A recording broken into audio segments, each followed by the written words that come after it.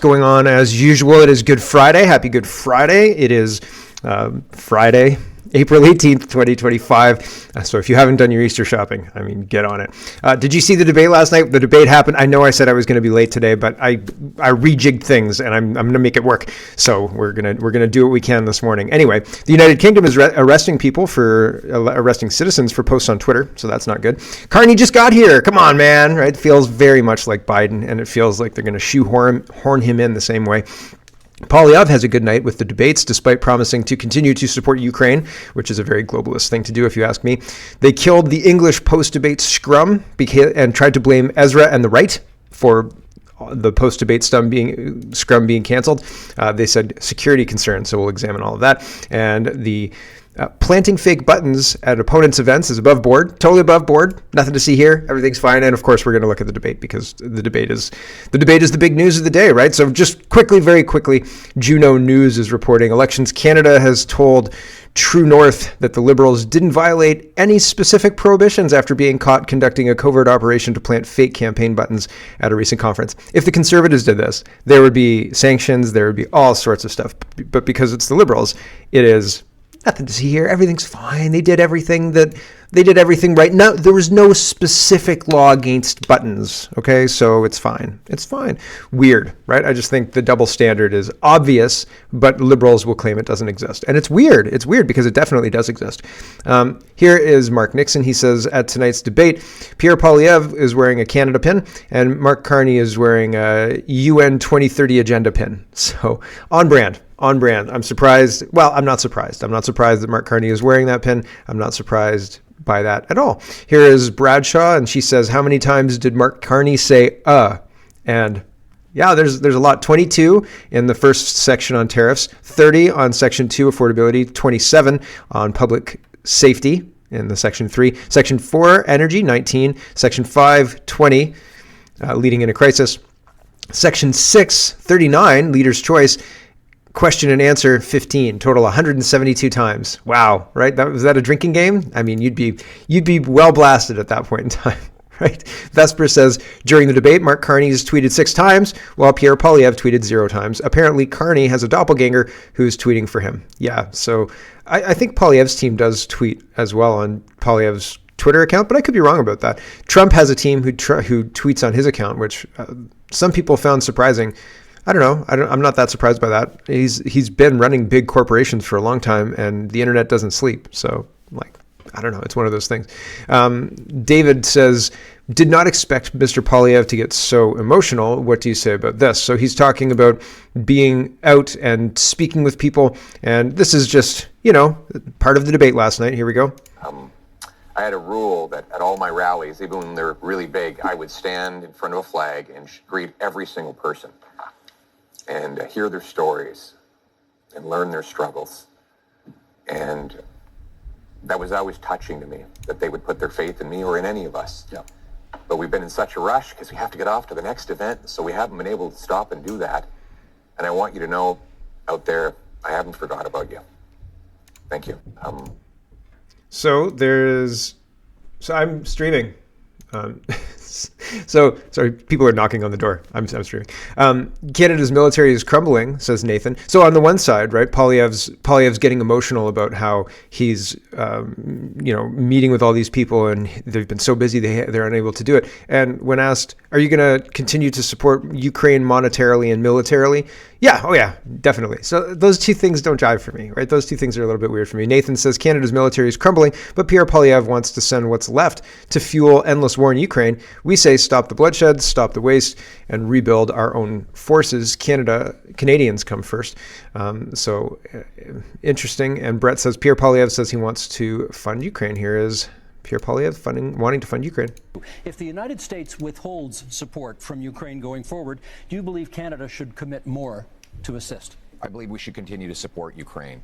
Our party supported donating missiles that the Canadian military was decommissioning. We supported funds and other armaments to back the Ukrainians in the defense of their sovereignty. If the United... Right, so there you go. He just wants to continue to fund Ukraine. Juno News is reporting the same. It's a bit longer, so it's a minute long, but we don't need to watch that right now. David says, verbal kill shot. Poilievre says, will you look the camera in the eye and apologize to the many people who suffered as a result of the inflationary policies that you advised Justin Trudeau to implement? And Carney says, I didn't do that. I just got here. Man, come on, man. Here is that exchange.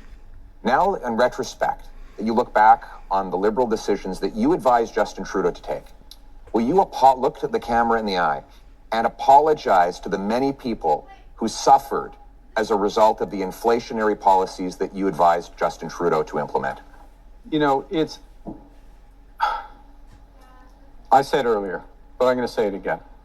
I know you want to be running against Justin Trudeau. Justin Trudeau isn't here. Are you denying you were his economic advisor? I did not provide any of that advice. I did not provide any of that advice. I just got here, and I didn't provide the advice that made the last government fail so badly. Well, I mean, you were there. You were in the room. You were one of the economic advisors governing this whole thing, watching this whole thing unfold. David Jacobs says Carney is playing a shell game with carbon taxes by shifting them from consumers to heavy industry. There's no universe in which you impose taxes on industry without the industry then passing costs on to consumers. To suggest otherwise is disingenuous. But we still have to go on to this is the clip I wanted there. Carney says Justin Trudeau and the policies are gone. And then in the next clip I'm going to show you, Pierre Poilievre says, the people who wrote Justin Trudeau's talking points, Justin Trudeau's staffers came with you to this debate. It's the same team, Mr. Carney. You represent you're a different figurehead on exactly the same team. And it's incredible because that's a problem that Mr. Carney is claiming isn't a problem. Guys, don't worry. What do you mean I dress just like Justin Trudeau and I sound just like Justin Trudeau? What do you mean? Because he does. And then he claims Justin Trudeau is gone. Justin Trudeau is standing here in the flesh, right? Same policies, same team, same us. May be difficult, Mr. Poilievre. You spent years running against Justin Trudeau on the carbon tax, and they're both gone. Okay, they're both gone. And we're in a new impersonation of them with the same policies tonight. Very different. Look, I'm a very different person from Justin Trudeau. Focus is on results. Were you his economic advisor? advisor? How to drive results in the housing market, you've got to change the model of building. You've got to increase the financing for housing developers, $25 billion on the table for those housing developers, $10 billion for deeply affordable homes. It may be difficult.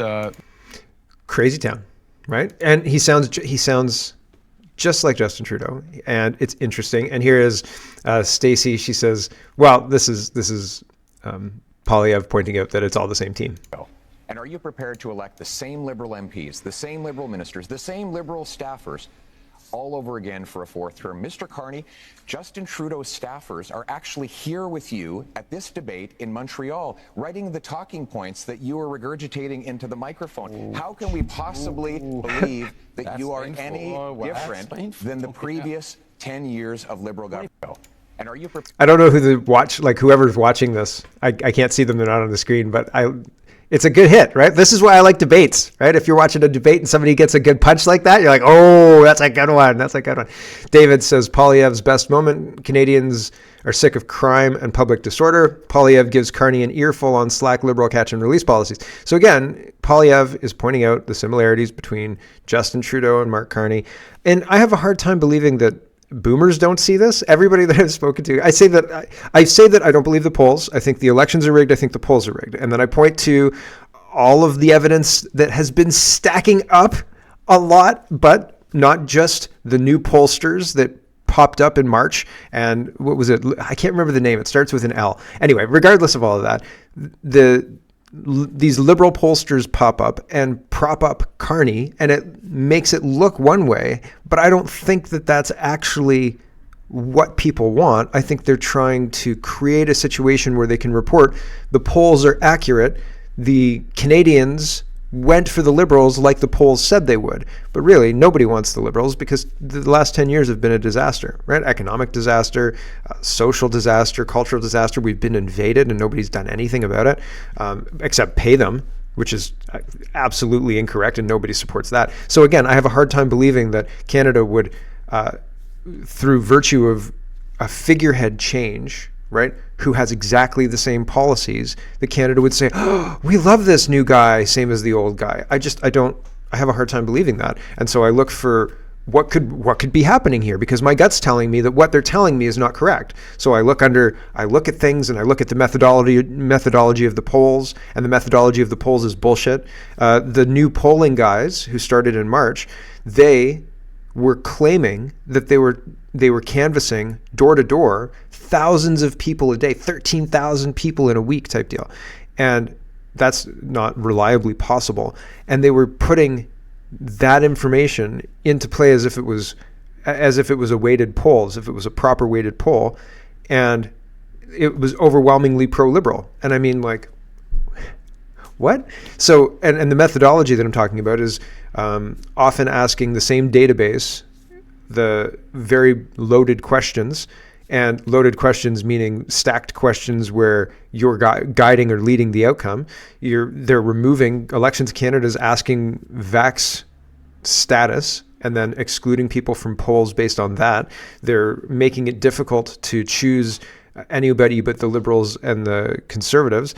And I don't trust any of their data. I don't trust their methodology. I don't trust what they're doing. I think the polls are products, and they sell products to political parties, and the political party says, we'd really like a poll that says we're winning, and they say, we could do that, and then they poll 1,000 people in their database who are the same 1,000 people that gave them the outcome they wanted in another poll, and bingo, bango, bongo, you've got a product you can sell to a Liberal party for, thousands of bucks, and they take that and they say, look, we're winning, right? And it's bullshit. So my gut tells me it's bullshit, and I look for reasons why I might think that, and I think, oh, well, here's a whole bunch of reasons why it looks like it's bullshit. And so anyway, here's Pierre Poilievre talking about public safety, and I can't remember why I was talking about all this. Here we go.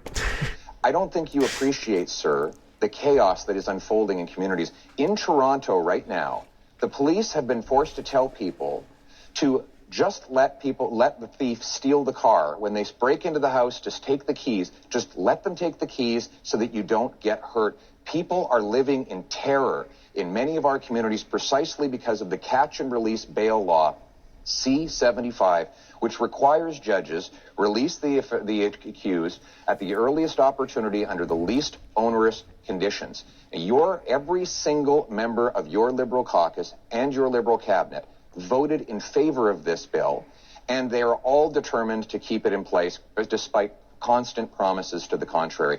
Mr. Carney, Canadians deserve to live in peace and security. That is the right that I'm fighting for a change.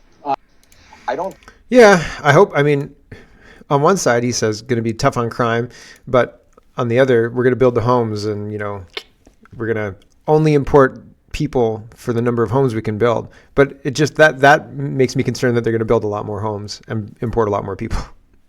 Brian Garrettson says Mark Carney is a complete shyster. He truly is Trudeau 2.0.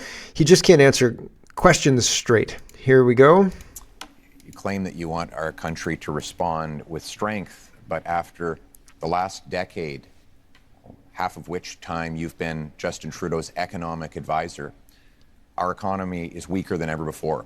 It's been the worst growth in the G7. We've lost $500 billion of investment south of the border. You supported blocking pipelines in Canada that gave Donald Trump and the U.S. a near monopoly over our energy. And now you want to keep in place Bill C-69, the liberal no new development law that blocks us from shipping our resources overseas. How could you possibly think it's a good idea to give the Americans a continued monopoly on our energy projects when you have seen how much these liberal policies have weakened our country over the last decade? Let Mr. Carney respond, and then Mr. Singh. Sure. If I may, yes. So let's go to my record. My record is a month long as Prime Minister. And this goes to the heart of coming to the Americans with strength, but doing the right thing for Canada. Within the first week as Prime Minister, I sat down with all the premiers of the provinces and territories, as well as the leaders of the Indigenous peoples. Got an agreement with all the provinces and territories, doesn't happen very often, got an agreement for them to have one Canadian economy instead of 13, first point. Secondly, to commit the federal government to do its part by Canada Day, so free trade in Canada by Canada Day. Thirdly, the federal government to commit with respect to project reviews. The question was about Sorry, pipelines. I'm getting to it. Thirdly, one project, one review, and relying That's not on possible provincial. under Yes, it is C69. possible under. It is possible on our system. No, it it's is not. the It's impact banned assessment. under C69. It is agreed on under the impact assessment framework, and we have a cooperation agreement with British Columbia already. We're looking forward to them with the other provinces. We will move forward. No, Got to let jump in on Mr. this. Singh's turn, please. The anti-development law. Of course, we agree. So it's interesting, the talking over each other. Poilievre was making good use of it, it seemed, and he was interjecting and undermining Carney's entire point. And I think correctly, like Bill C-69 is designed and has been utilized to completely stop any kind of natural resource development like pipelines. And they do endless investigations, and you're looking for approvals and all the rest of it for years and years and years, and you never get the damn thing built. So they say, oh, we built a pipeline, or we bought a pipeline, and all of that is wasted taxpayer money locked up. And is it even moving forward? Have they moved forward on it? So it seems like they use these talking points to arrest the situation and not move it anywhere meaningful. And so here is Stephen Taylor.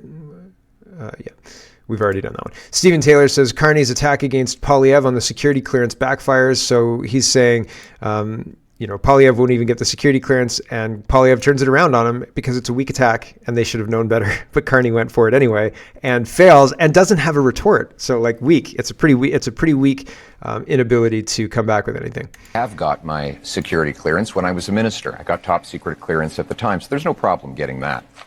But when the government made this recent offer, they said that if I got the security clearance briefings, that I would be gagged under the security law, and I could be prosecuted if I spoke freely about matters of foreign interference. Now, given that Canada has experienced Chinese interference by Beijing, the government of China, in 2 consecutive elections, I needed to do my job to speak freely without fear of prosecution.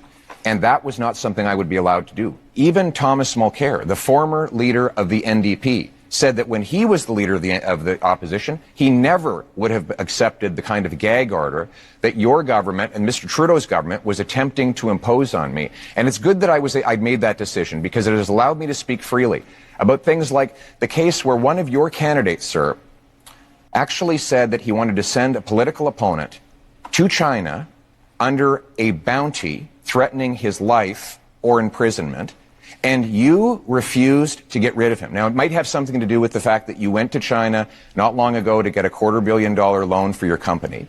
But the reality is you refused to stand up for a Canadian who was being threatened by a foreign government. And I was able to speak freely on that matter because I refused the gag order that the Liberal government attempted to impose on me. Well, there's a couple of interesting things. I think people at home have seen it doesn't seem like he's got a good. It doesn't seem like he's got a very good retort. So he came out punching. So he's jabbing away, and Poilievre dodged the jab and has done a couple of uppercuts. Okay, because Poilievre was supposed to be on the defense, saying, security clearance. Instead, he turned it around and said, maybe you're having a hard time speaking about this because you went to China. Maybe you're having a hard time firing the guy who threatened his opponent with Chinese bounty, right? Maybe you're in the wrong. And then Carney doesn't even have anything to say to it, really, right? He stumbles all over it. He has 5 seconds of stumbling there. And I know it cuts off, but he has 5 seconds of stumbling, and that's just cutting off more stumbling. So you'd think somebody prepped him. You'd think somebody would think, we need some talking points around this. We need a retort around this. Nothing. Dan says Carney is incapable of providing a clear, direct, and candid answer on anything. This is not standing up for Canadians. This is standing up for offshore tax havens. So I don't know which the question is here, but here we go.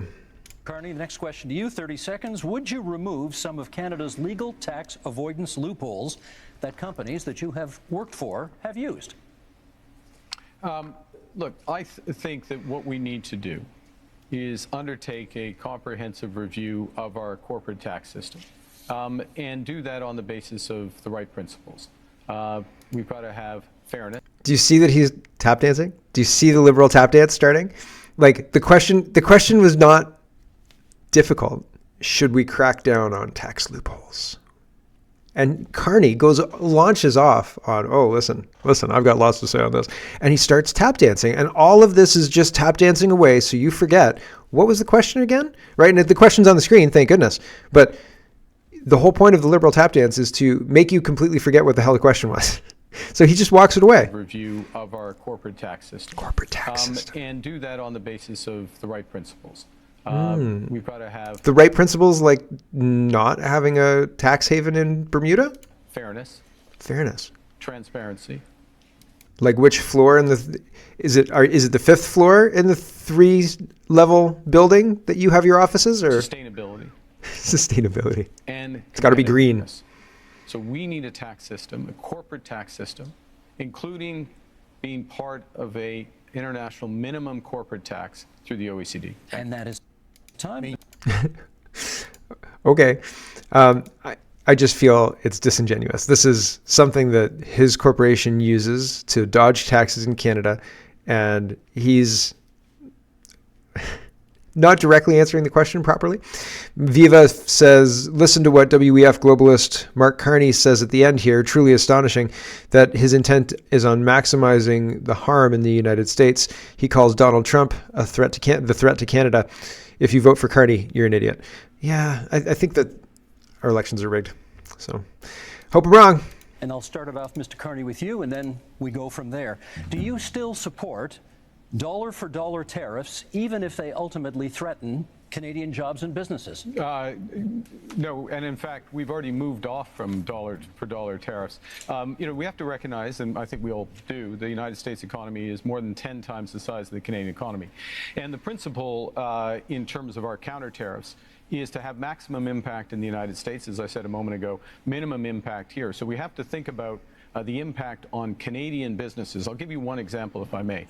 In the auto sector, the way we've designed those auto tariffs is that Canadian automakers, if they maintain production here, if they maintain their investments here, when I say Canadian automakers, I mean automakers that have jobs and plants and production in Canada, then they can have lower tariffs on what they ship to the United States. We create a huge incentive for them in order to do that. We also have carved out the Canadian auto parts sector. Last point, I know you're pressed for time, the Canadian auto parts sector, so that it can remain competitive with the United States. We're focused on maximizing Canadian jobs, maximizing the harm in the U.S., so that we get them where we need them. Mr. Poilievre, you want in? And then Mr. Singh. The plan seems unintelligible. The plan does not seem very workable, and it seems like Donald Trump comes in, has leverage, uses the leverage to put pressure on other countries. Canada's feeling pressure. China's feeling some pressure, lots and lots of pressure. There are all sorts of places that are feeling all kinds of pressure. And then at the same time, Canada tries to put pressure. And sure, there are pressure points that we could put on, but we'd also be cutting our nose off to spite our face. We'd also be potentially doing ourselves damage, like if we cut off the flow of oil, and then all of a sudden they realize, yeah, well, maybe we don't need that oil. Or if we cut off the flow of cars and they say, oh, well, yeah, maybe we don't need those unionized Canadian workers, right? Like it's one of those things where I think their plan is bad and they should feel bad, and they're bad at communicating it. They don't understand why Donald Trump's leverage seems so much better than their leverage. And I think the reason is Donald Trump's leverage is better than their leverage, period. We rely on them in a way they don't rely on us. And so that's why when their tariff plans that he just explained take a long time, are kind of unintelligible, and it doesn't sound like, yeah, that's really going to work. Like, it doesn't sound like it's going to work. It sounds like it's going to piss Trump off and we're going to get smacked again. So, like, I hope I'm wrong about that, but jeepers creepers.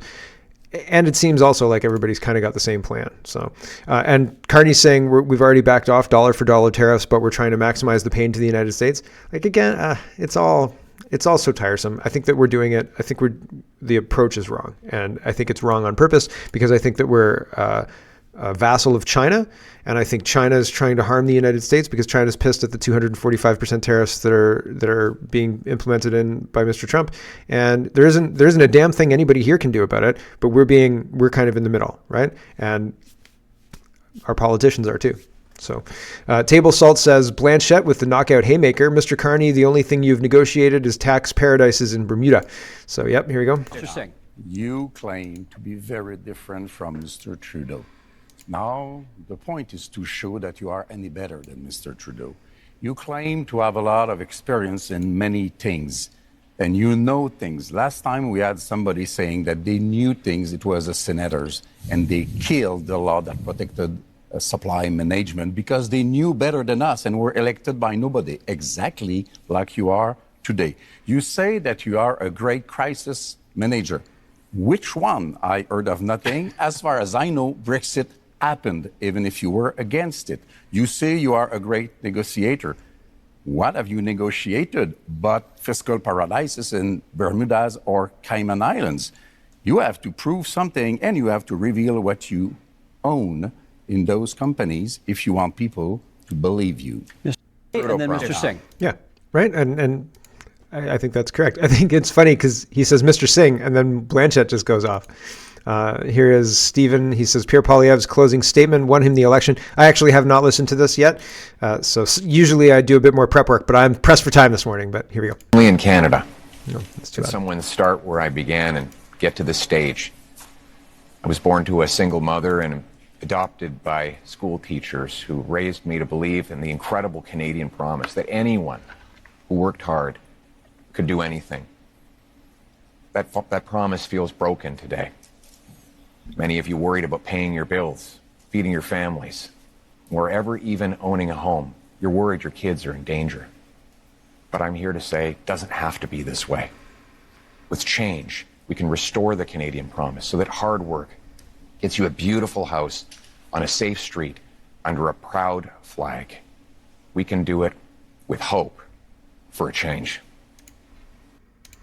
There you go. Do you like that? The Ukraine support is overshadowing that for me. Cat Canada says Jagmeet Singh is acting like a 5-year-old brat and won't stop interrupting Pierre Poilievre's exchange with Carney. The moderator has to reprimand him. So Jagmeet Singh was being a prize D-bag, and here's one example. Mr. Carney, with respect, is a total contradiction.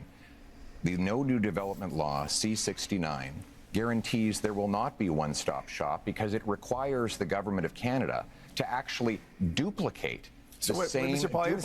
Have no regulation. Have one have no stop controls shop. Mr. Singh, over any energy. Mr. Singh, we just got to let him finish his sentence. Pollute. Let's just let him finish his sentence. That is not true. In fact, Mr. Singh, the reality is we should have strong rules enforced once. We shouldn't have multiple levels of referral that it takes now 17 years to get a major project approved in this country. That is why somebody's told him to do that. In the last 10 years, we've had the worst economic growth in the entire G7. We cannot afford a fourth liberal term. We need a change, and the conservative. Jagmeet Singh is getting in to defend the Liberals by interrupting Poilievre. Somebody has told him to do that. Somebody has encouraged him to do that. Maybe somebody's even in his ear saying, say more, be more pushy, be more aggressive. Brian Lilly says, is Jagmeet Singh resonating with anybody? Is he winning voters back from the Liberals?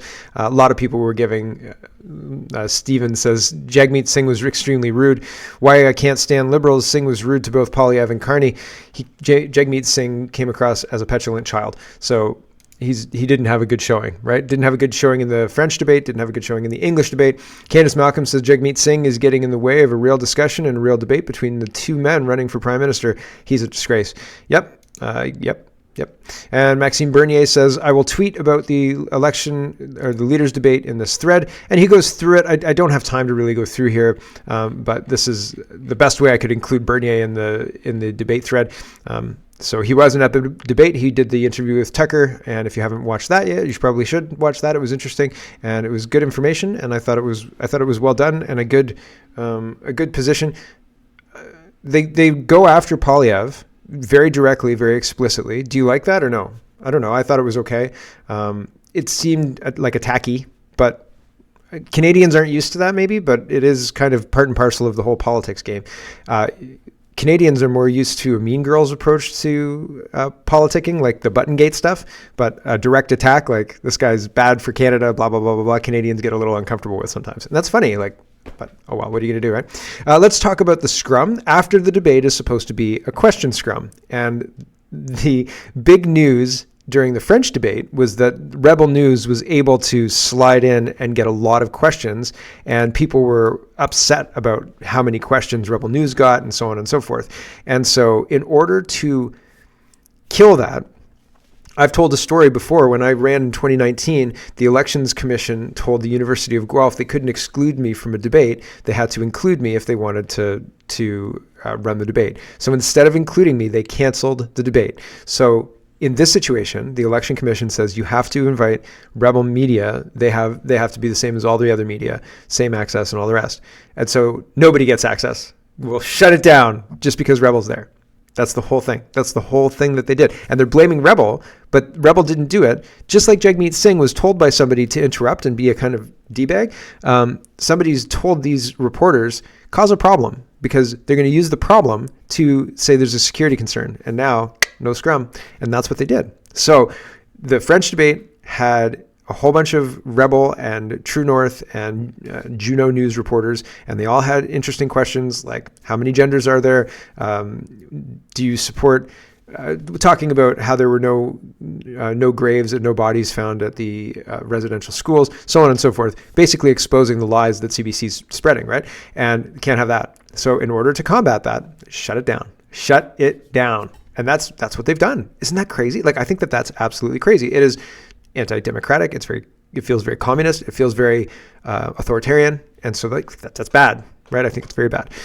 So Rebel News says CBC journalists whine about illegitimate news organizations posting questions to party leaders. These are not journalists. They hijacked the post-debate scrum in an effort for their fundraising. That's the other thing. They're saying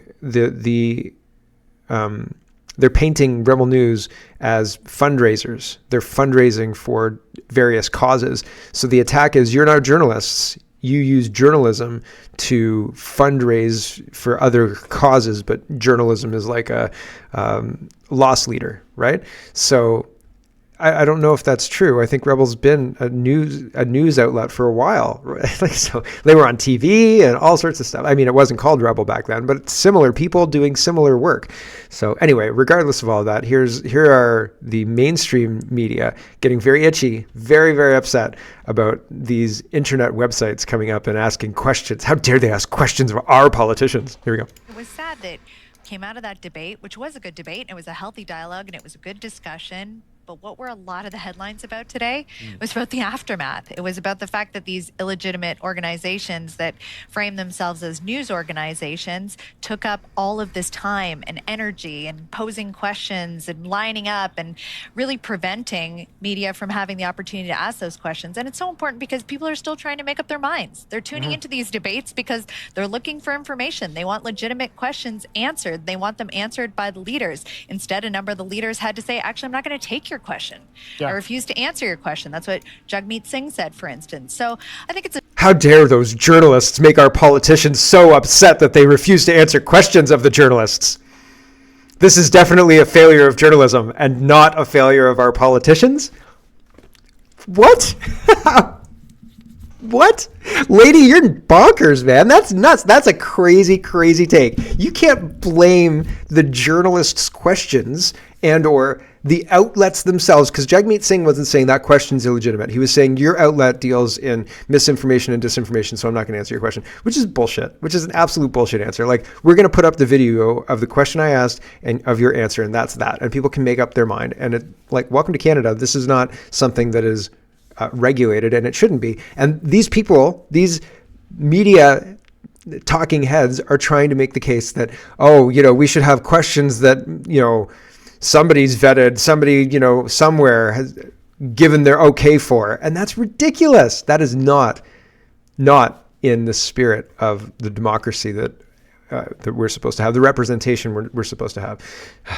My gosh. My gosh, here is CBC Watcher, and this is the debate commissioner talking about, CBC Watcher says, Michael Cormer, the executive director of the debate commissioner, of the debates commission, has to deal with a whining David Cochrane.